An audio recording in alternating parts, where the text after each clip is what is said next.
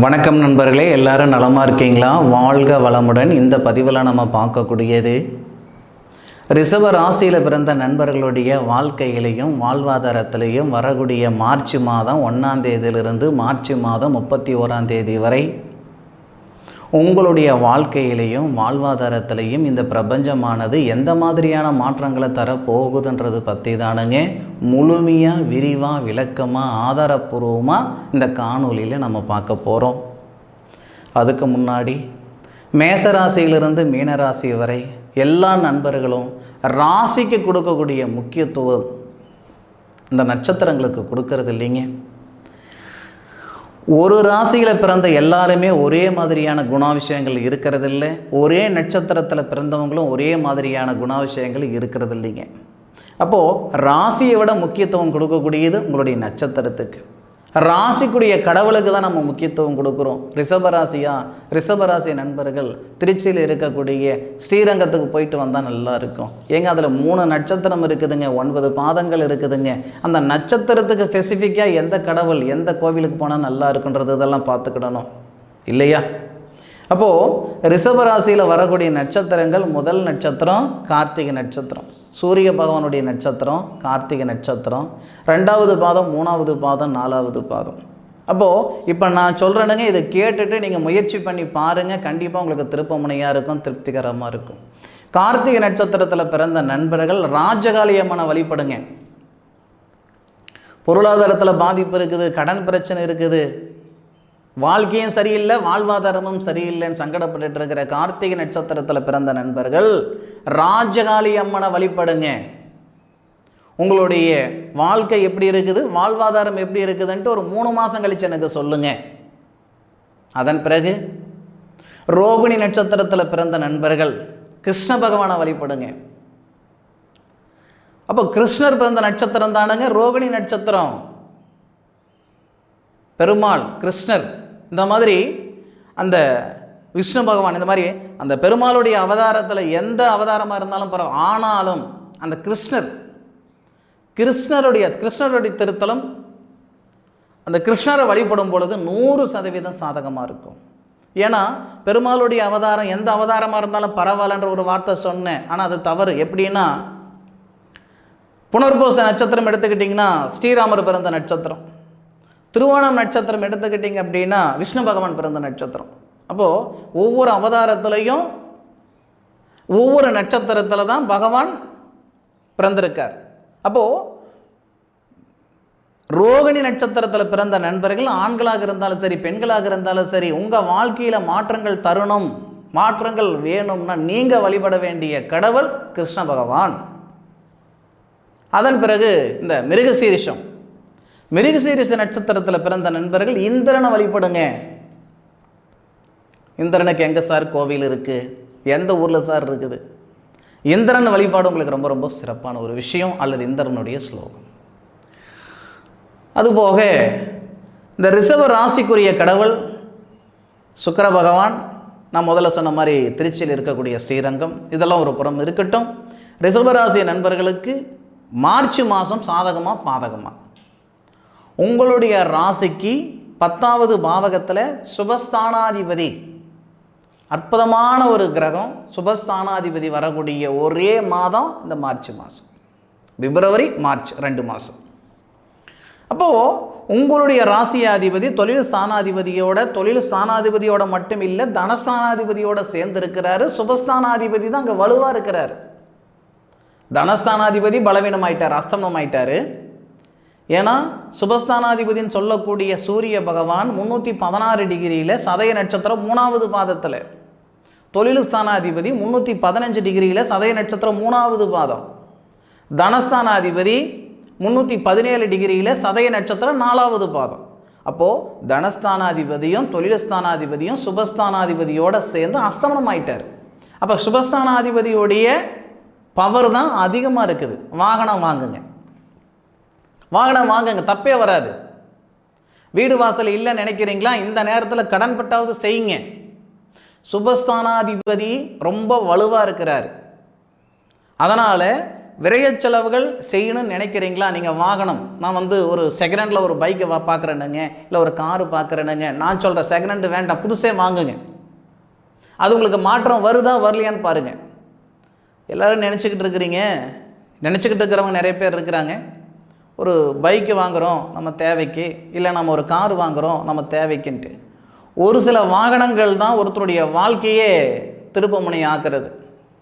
ஒரு சில வண்டி வாகனம் வாங்கும்போது நிறைய பேர் சொல்லியிருக்கிறீங்க, இந்த வண்டி வாங்கினதுக்கு அப்புறம் தான் எனக்கு ஒரு வாழ்க்கையே மாறிச்சு, வாழ்வாதாரமே மாறிச்சு, அதிர்ஷ்டமே வந்தது அப்படின்ட்டு. ஒரு சிலர் சொல்லியிருக்கிறீங்க, இந்த வண்டி வாங்கி தான் இருக்கிறதால நான் இழந்துட்டேன்ட்டு. அப்போது வண்டி வாகனங்கள் உங்களுடைய வாழ்க்கையை மாற்றுமா? நிச்சயமாக மாற்றும். ரிஷபராசி நண்பர்களுக்கு சனி பகவான் மிக சிறப்பானவர். சுபஸ்தானாதிபதியும் சனி பகவானை சேர்ந்து சனி பகவான் அஸ்தமானம் இருக்கிற நேரத்தில் நீங்கள் வாகனம் வாங்குங்க, அல்லது மனை வாங்குங்க, தப்பே வராது. கடனை வாங்கியாவது செய்யுங்க. அதே மாதிரி இந்த நேரத்தில் நீங்கள் செய்யக்கூடிய தர்மம், ஒரு ஆசிரமங்களுக்கு ஒரு 2 மூட்டை அரிசி எடுத்து கொடுத்தனுங்க, ஒரு முதியோர் இல்லத்துக்கு ஒரு தேவையான விஷயம் செஞ்சு கொடுத்தனுங்க. இந்த மாதிரி தர்மங்களாலையும் உங்களுடைய கர்மா இந்த தருணத்தில் சரியாகும். விதிகாரகன் சுபஸ்தானாதிபதினு சொல்லக்கூடிய சூரியனும், தனஸ்தானாதிபதினு சொல்லக்கூடிய புதன், புத்திரஸ்தானாதிபதி புதன், இந்த 3 கிரகங்களும் ஒரே பாவகத்தில் ஒரே நேர்கோட்டில் ரிஷபராசிக்கு 11வது பாவகமான குரு பகவானுடைய ஆதிக்கத்தில் இருக்கக்கூடிய ராகுடைய சாரம் வாங்கியிருக்கிறார். இது எல்லாமே நமக்கு சாதகமாக இருக்குது. நம்மளுடைய கர்மாவை இந்த நேரத்தில் சரி பண்ணிக்கலாம். சார் எத்தனை நாள் சார்? மார்ச் மாதம் முழுவதுமா? இல்லை, மார்ச் மாதம் 1ஆம் தேதியிலிருந்து மார்ச் மாதம் 5ஆம் தேதி வரை. வாகனம் வாங்கணுமா, வீடு வாசல் வாங்கணுமா, இல்லை அதுக்கான ஒரு ஸ்டெப் எடுக்கணுமா, இதெல்லாமே மார்ச் 5 தேதிக்குள்ளார நல்லாயிருக்கும். அதுபோக மார்ச் மாதம் 5ஆம் தேதியிலிருந்து மார்ச் மாதம் 13ஆம் தேதி வரை. மார்ச் 5லிருந்து மார்ச் 13ன்னு சொல்கிறத விட 17ன்னு சொல்லலாம். மார்ச் 5லிருந்து மார்ச் மாதம் 17ஆம் தேதி வரை சுயத்தொழில் செய்யணும்னு நினைக்கிற நண்பர்கள், ரிஷபராசியில் பிறந்த நண்பர்கள் சுயத்தொழில் செய்யணும்னு ஆசைப்பட்டுட்டு இருக்கிறேனுங்க. அந்த சுயத்தொழில் செய்யணும்னு நண்பர்களுக்கு மார்ச் 5ஆம் தேதியிலிருந்து மார்ச் 17ஆம் தேதி வரைக்கும் சிறப்பாக இருக்குது. 13 தான், ஆனாலும் 17ஆம் தேதி வரைக்கும் உங்களுக்கு சிறப்பாக இருக்குது. மார்ச் 5லிருந்து 13ஆம் தேதி வரைக்கும் 100% சாதகமாக இருக்கும். அந்த 13லிருந்து 17 மீதி ஒரு 4 நாள் பார்த்திங்கன்னா ஒரு 60% சாதகமாக இருக்கும். எது எப்படி இருந்தாலும் சுயத்தொழில் செய்யணும்னு நினைக்கிற நண்பர்கள் உங்களுடைய ராசிக்கு 10வது பாவகத்தில் சுபஸ்தானாதிபதினு சொல்லக்கூடிய சூரிய பகவான் இருக்கும் பொழுது செஞ்சிங்கன்னா சிறப்பாக இருக்கும். அதுபோக படித்த படிப்புக்கு உண்டான வேலை கிடைக்கலைங்க, நான் படித்த படிப்புக்கும் செய்கிற வேலைக்கும் சம்மதம் இல்லாமல் இருக்குதுங்க, ஏகப்பட்ட மன அழுத்தம் இருக்குது, உடல் திரேகத்தில் தொந்தரவு இருக்குது, வாங்கின பணத்தை கட்ட முடியல, கொடுத்த பணத்தை என்னால் வாங்க முடியல, இந்த மாதிரி மன சங்கடங்கள் இருக்கிறீங்க அப்படின்னா அதுக்கேற்ற நேரம் மார்ச் மாதம் அந்த 13ஆம் தேதின்னு ஒரு டேட்டு சொன்ன பாருங்கள், அந்த 13ஆம் தேதியிலிருந்து மார்ச் மாதம் 23ஆம் தேதி வரை 23 வரை இது மிக சிறந்த ஒரு தருணம். படித்த படிப்புக்குண்டான வேலை, இல்லை வேலையில் இருக்கிற சங்கடங்கள் சரியாகிறது. அதுபோக பொருளாதாரம் பாதிப்பு அதிகமாக இருக்குதுங்க அப்படின்னாலும் சரி, வாங்கின இடத்துல கட்ட முடியலைங்க, இல்லை கொடுத்த இடத்துல வாங்க முடியலைங்க, இந்த மாதிரி மன அழுத்தத்தில் இருக்கக்கூடிய ரிஷபராசி நண்பர்களுக்கு மார்ச் 13ஆம் தேதியிலிருந்து மார்ச் 23ஆம் தேதி வரைக்கும் நல்ல அனுகூலம் கிடைக்கும். நான் உங்கள் ஜாதகத்தை பார்க்கல, உங்களுடைய திசாபுத்தியை பார்க்கல, வாங்கின பணத்தை கட்டிப்பிடுவீங்க, கொடுத்த பணத்தை வாங்கிடுவீங்கன்னு இந்த நேரத்தில் நான் சொல்கிறேன்னா எந்த வகையில் சொல்கிறேன், எந்த அடிப்படையில் நான் சொல்கிறேன்ற ஒரு கேள்வி உங்கள் ஆள் மனசில் உள் மனசில் இயலும். உங்களுடைய ராசிக்கு 10வது பாவகத்தில் இருக்கக்கூடிய கிரகநிலைகள் உங்களுடைய ராசிக்கு 12வது பாவகத்துக்கு அதிபதி செவ்வாய் உங்களுடைய ராசிக்கு 9வது பாவகத்தில் இருந்து 9வது பாவகத்தில் உங்களுடைய ராசிநாதனை சேர்ந்து 3வது பாவகத்தை பார்க்கக்கூடிய தருணங்கள், இந்த அமைப்புகளால் கண்டிப்பாக பொருளாதாரத்தில் இருக்கிற சங்கடங்கள் சரி பண்ணுற மாதிரி ஏதாவது ஒரு பாதை இந்த 10 நாளில் நமக்கு கிடைச்சிடும். காசு பணம் சம்பாதிக்கிறதுக்கு வழி இருந்து சம்பாதிக்க மாட்டேன் அப்படின்னு யாரும் சொல்ல மாட்டாங்க. கையில் காசு பணம் வச்சுருந்து கடனை கட்ட மாட்டேன் அப்படின்னு யாரும் சொல்ல மாட்டாங்க. இந்த நேரம் உங்களுக்கு ஏற்ற நேரம் மார்ச் 13ஆம் தேதியிலிருந்து மார்ச் 23ஆம் தேதி வரை இந்த ரிஷபராசியில் பிறந்த நண்பர்களுக்கு தன்னுடைய பொருளாதாரத்தில் இருக்கிற பிரச்சனை சரி பண்ணுற மாதிரி ஒரு பாதையை இந்த பிரபஞ்சம் காட்டிடும். கொடுத்த பணம் வந்து சேர்றதுக்கான வாய்ப்புகளும் ஏற்படுத்தும். அதே மாதிரி படித்த படிப்புக்கு உண்டான வேலை கிடைக்கலனாலும் இந்த நேரம் சரியாக இருக்கும், சாதகமாக இருக்கும்.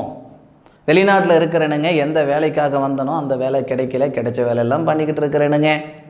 உங்ககிட்ட சொல்கிறதுக்கு என்ன இருக்குது? 1 லட்ச ரூபாய் கொடுக்குறாங்கன்னு சொன்னாங்க. வேலையில் 40,000 ரூபாய் தரானுங்க, அதில் 20,000 ரூபாய் போயிடுதுங்க, மீதி 20,000 ரூபாய் தான் ஊருக்கு அனுப்பிட்டுருக்கிறேனுங்க. இந்த பொழப்புக்கு நான் ஊர்லேயே இருந்துக்கோனே அப்படின்னு மன அழுத்தத்தில் இருக்கக்கூடிய வெளிநாட்டு நண்பர்கள், ரிஷபராசியில் பிறந்த நண்பர்கள் வெளிநாட்டில் இருக்கிறாங்கன்னா அவங்களுக்கு இது அற்புதமான நேரம், அருமையான நேரம்.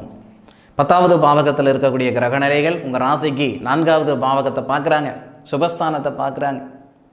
அப்போது என்ன வேலைக்காக நீங்கள் போனீங்களோ அந்த வேலை கிடைக்கிறதுக்கான வாய்ப்புகள் கொடுக்கும், பதவி உயர்வு ஏற்படுத்தும். ஆக சிறப்பான ஒரு தருணமாக இந்த மார்ச் மாதம் வரப்போகுதுன்றதில் எந்த விதமான ஒரு மாற்று கருத்தும் கிடையாது. அதுபோக 17ஆம் தேதியிலிருந்து 31ஆம் தேதி வரை, மார்ச் மாதம் 17ஆம் தேதியிலிருந்து 31ஆம் தேதி வரை உங்களுடைய ராசிக்கு 7வது பாவகத்துக்கு அதிபதினு சொல்லக்கூடிய கிரகம் நமக்கு 10வது பாவகத்துக்கு வந்துடும். 10வது பாவகத்துக்கு வந்துட்டு உங்கள் ராசியை பார்ப்பார். அதாவது திருமண ஸ்தானாதிபதினு சொல்லக்கூடிய செவ்வாவுடைய பார்வை உங்கள் ராசி மேலே படும். சுபஸ்தானாதிபதினு சொல்லக்கூடிய கிரகம் சூரிய பகவான் உங்கள் ராசிக்கு 11வது பாவகத்துக்கு போயிடும். 11வது பாவகத்துக்கு போன சூரிய பகவான் சுபஸ்தானாதிபதி புத்திரஸ்தானத்தை பார்ப்பார். அப்போது திருமணத்தில் இருக்கிற தடைகள் சரியாகிறதுக்கு உண்டான நேரம் மார்ச் மாதம் 17ஆம் தேதியிலிருந்து மார்ச் மாதம் 31ஆம் தேதி வரை. சார் இந்த நேரம் பங்குனி மாதம் வருமே சார், நீங்கள் என்ன சார் பங்குனி மாதத்தில் போய் திருமண தடை நீங்கன்னு சொல்லியிருக்கிறீங்க, கார்த்திகை ஐப்பசி மாதத்தில் நமக்கு எங்கெங்கே திருமண தடை நீங்கிச்சு? அதாவது ஒரு கிரகநிலைகள் நல்ல விதமாக இருந்தால் கல்யாணம் பண்ணுறோம் பண்ணல, அது அப்பாற்பட்ட விஷயம். கல்யாணம் பண்ணுறதுக்கான ஒரு பாதையை காட்டினா போதுமே. 100 பொண்ணு பார்த்துருக்குறேன், 100 பொண்ணுங்களுக்கும் கல்யாணம் ஆகிடுச்சு, எனக்கு நடக்கலை. 100 மாப்பிள்ளைங்க என்ன வந்து பார்த்துட்டு போனாங்க, பார்த்தவங்களுக்கு எல்லாமே கல்யாணம் நடந்து போச்சு, எனக்கு நடக்கலைன்ற ஆதங்கத்தில் இருக்கிற என்னுடைய சகோதரன் சகோதரிகளுக்கு மார்ச் 17ஆம் தேதியிலிருந்து மார்ச் மாதம் 31ஆம் தேதிக்குள்ளார திருமணத்தில் இருக்கிற தடைகள் சரியாகிறதுக்கான பாதையை இந்த பிரபஞ்சம் காட்டப்போகுது. அதுபோக திருமணம் ஆயிட்டு புத்திர செல்வம் இல்லையே, திருமணத்துக்காக போகாத கோவில் இல்லை, பண்ணாத பரிகாரம் இல்லை, யார் என்னென்ன சொன்னாங்களோ எல்லாம் செஞ்சு போட்டேன், ஒரு நல்லதும் நடக்கலை, இது வரைக்கும் நான் கும்பிட்ட சாமியே கல்லாகி போச்சு, செலவழிச்சு பணமும் செம்பாகி போச்சு, கேட்ட ஜோசியமும் பொய்யாகி போச்சுன்ற சங்கடப்பட்டுட்டு இருக்கிற என்னுடைய சகோதரன் சகோதரிகளுக்கு இந்த தருணத்தில் திருமண தடையை நீக்கும். திருமணமாகி புத்திர செல்வம் இல்லைன்னு சிரமப்பட்டுக்கிட்டு இருந்தீங்கன்னா மார்ச் 17ஆம் தேதியிலிருந்து மார்ச் மாதம் 31ஆம் தேதிக்குள்ளார புத்திர செல்வமும் பெருகும். இதில் எவ்விதமான மாற்று கருத்து இல்லை. அனுபவித்து சொல்லுங்கள். ஆராய்ஞ்சு நான் பார்த்து சொல்லியிருக்கிறேன், ஆராய்ஞ்சு உங்களுக்கு பலன் சொல்லிகிட்டு இருக்கிறேனுங்க. அனுபவித்து சொல்லுங்கள், நடந்ததா நடக்கலையான்ட்டு. இந்த மாதிரி மார்ச் மாதம் ரிஷபராசி நண்பர்களுக்கு சாதகமாக இருக்குமே தவிர பாதகமாக இருக்கிறதுக்கான ஒரு தருணம் இல்லை. இதுபோக உங்களுடைய சுய ஜாதகத்தில் இருக்கக்கூடிய கிரக அமைப்புகள் தெரிஞ்சுக்கிடணும், திசா புத்தியை தெரிஞ்சுக்கிடணும், வாழ்க்கை எப்படி இருக்கும், வாழ்வாதாரம் எப்படி இருக்கும், சுய தொழில் செய்வேனா, அந்நியத்தில் போய் வேலை செய்வேனா, அசல்கிட்ட செய்வேனா, இந்த மாதிரி விஷயங்களெல்லாம் முழுமையாக தெரிஞ்சுக்கிடணும்னா உங்களுடைய ஜாதகத்தை எனக்கு வாட்ஸ்அப்பில் அனுப்பி வைங்க. முழுமையாக விரிவாக விளக்கமாக அற்புதமாக அருமையாக ஆதாரப்பூர்வமாக விவரம் சொல்கிறேனுங்க. என்னுடைய காணொலியை முழுமையாக பார்த்ததுக்கு மனசில் இருந்து மனமார்ந்த நன்றிகளை சொல்லிக்கிட்டு மீண்டும் அடுத்த ஒரு அற்புதமான தருணத்தில் உங்கள் அனைவரையும் சந்திக்கும் வரை உங்களிடமிருந்து விடைபெறுவது உங்கள் வீட்டு ஜோதிட நண்பனான மா காளிதாஸ் மணிகண்டன். திருச்சிற்றம்பலம். வாழ்க வையகம், வாழ்க வளமுடன்.